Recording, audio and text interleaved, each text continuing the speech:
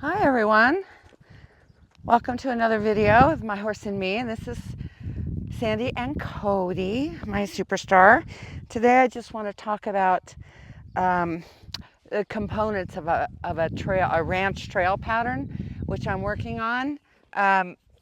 We have a fall series coming up September and October, and today's video is really about practicing the components, not actually do the whole pattern, but practice elements of the pattern so you get really good.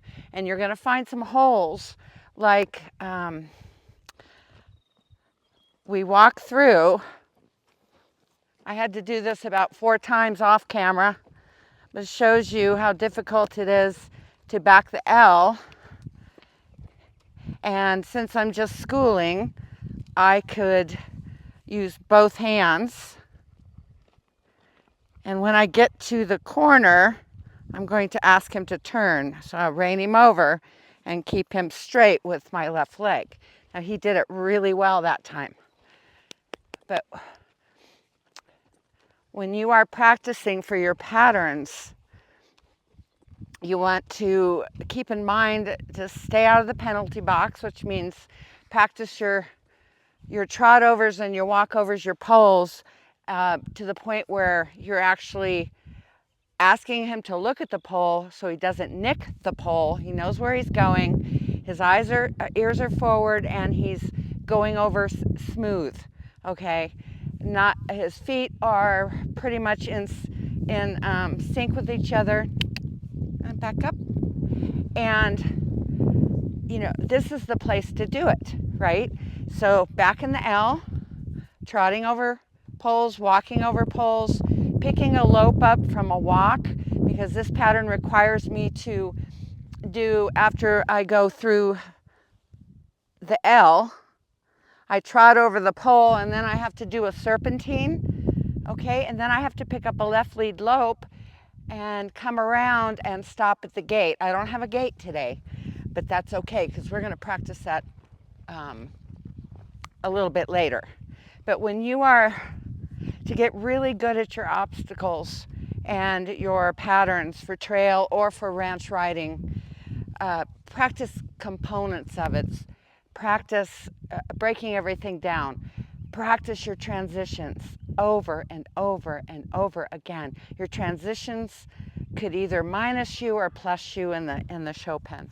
So what I mean by that is, if we're walking along, let's say I've got to walk, and it asks for a trot, I'm going to pick up the trot. Now, if you just notice, he sped up his walk. That'd be a minus penalty. So if I'm walking and I ask him to trot, I mean trot now. Okay, he still did it.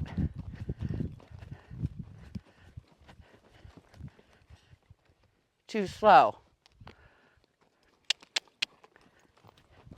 That was better. I'm gonna walk, trot. Walk. I pick him up over these poles. He's clinking, clunking.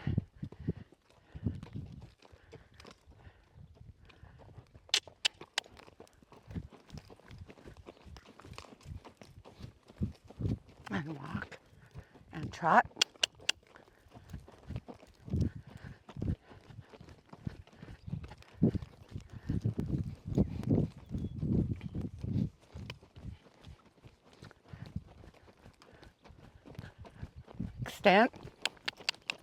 Extension, jog,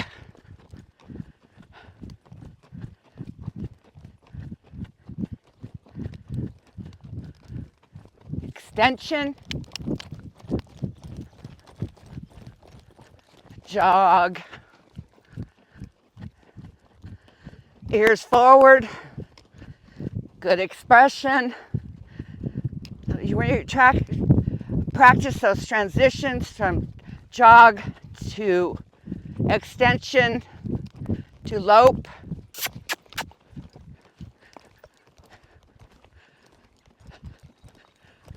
back to a jog, back to a walk. Okay. The harder the transition, like from a lope to a walk, the more you need to practice.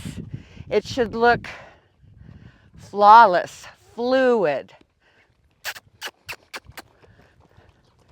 So if I'm loping a circle and I need to transition to a walk,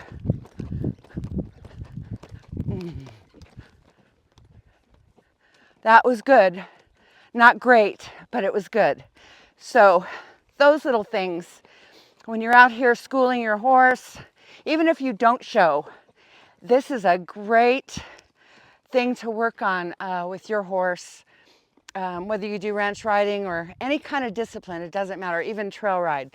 If I'm working on a ranch, and that's the whole idea of ranch horse, I want to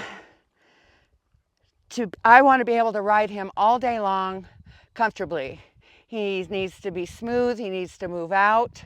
If we're doing, 10 miles at a trot, he needs to be able to maintain that trot and then come back down to a walk or a stop when I ask him to. When you're out on the trail, practice your transitions.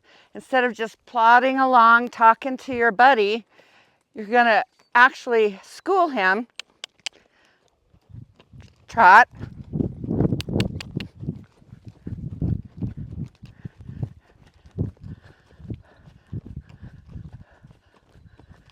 Guide.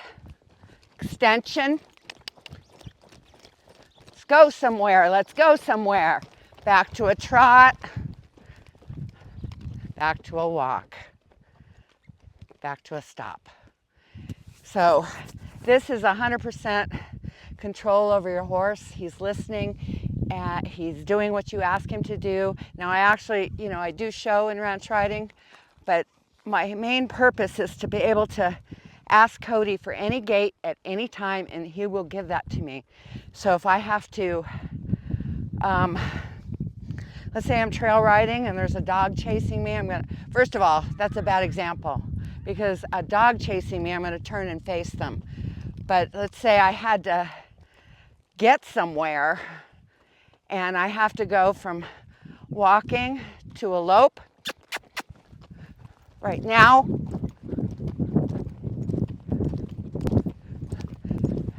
I reach where I want to go, and I'm gonna bring my energy down and go back to my walk. I'm gonna walk over logs in the trail. I don't want my horse tripping, falling, or stumbling. This is a great place to practice this. Just set it up. I've got it set up for an L because I have to back through it. But you can guide him over the poles. This is just some ideas that you can work on your guiding. Ask him to watch where he's going. Get his feet underneath him and not all discombobulated. We want a horse that is easily guidable, reliable, safe. So anyway, that's my video for today. Just go out and practice your transitions, practice your pole work, practice your backups, practice your serpentines, guiding him. If your horse doesn't neck rein, you're just gonna pick up two hands and ask him to follow his nose, and I can do this over the logs, okay?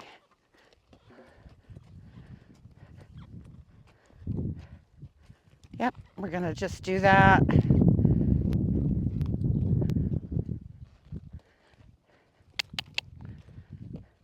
I've done a lot of trail riding on Cody, so we've been up and down ravines, over rocks, over big logs, through the trees where I had to duck.